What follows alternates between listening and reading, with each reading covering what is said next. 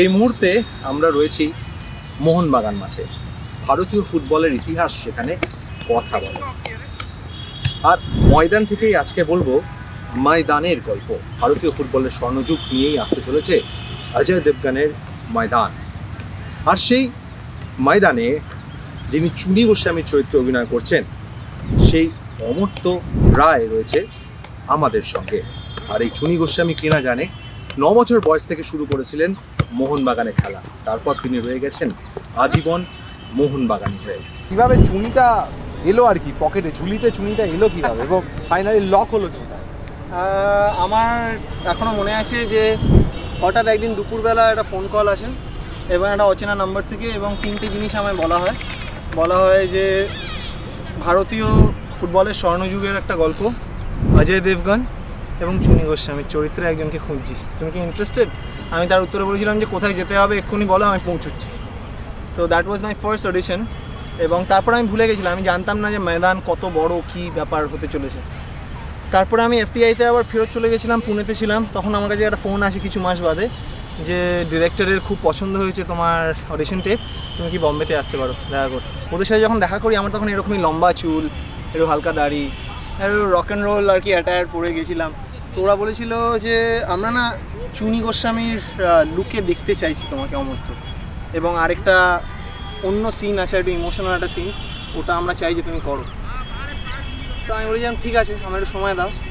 তো আমি একটা পাশে একটা জায়গা থেকে ওখানে ওই আর্কাইভাল একটা ছবি নিয়ে ওরা আমার চুলটাকে কাটে, দাড়ি ফাড়ি কাটে, এই সেই। আমি একটা জার্সি পরে অডিশনের রুমে ঢুকি।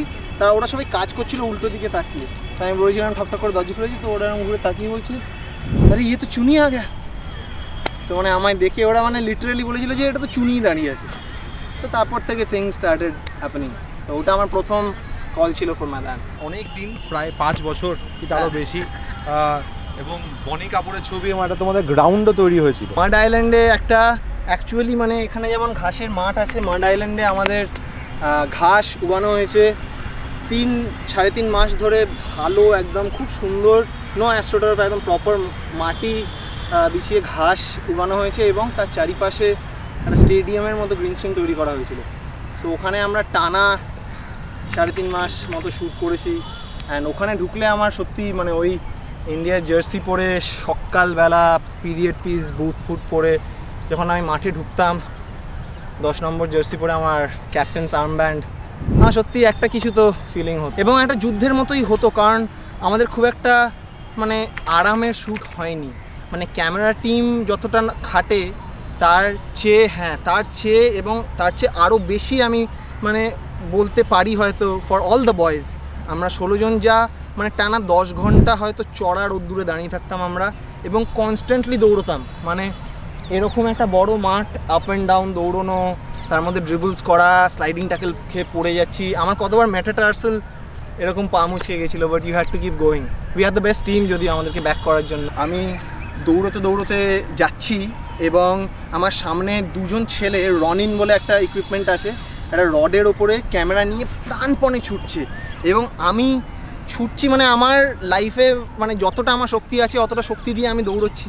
এবং অমিত স্যার বলে দিয়েছি যে এরকম করলে হবে না যে খুব দেখাচ্ছি দৌড়চ্ছি, তোমাকে অ্যাকচুয়ালি দৌড়তে হবে, কারণ গলার শিরা বেরিয়ে এসছে, অতটা এফর্ট দিয়ে দৌড়চ্ছে, এটা অমিত স্যারের চাই। What is Maidan is all about? এটা একটা ভালো প্রশ্ন। আমার কাছে মনে হয় ময়দান ছবিটা দিনের শেষে আশার গল্প, হোপের গল্প। এবং আমার মনে হয় যারা ছবিটা বানিয়েছে তাদের মধ্যেও এই আশাটা আছে যে ভারতীয় ফুটবলের একটা স্বর্ণযুগ ছিল, যেখানে আমরা পুরো পৃথিবীর বেস্ট প্লেয়ার্সদের মধ্যে কাউন্টেড হতাম। চুনি গোস্বামী, পিকে ব্যানার্জি, বলরাম, জার্নেল, পিটার থঙ্গরাজ।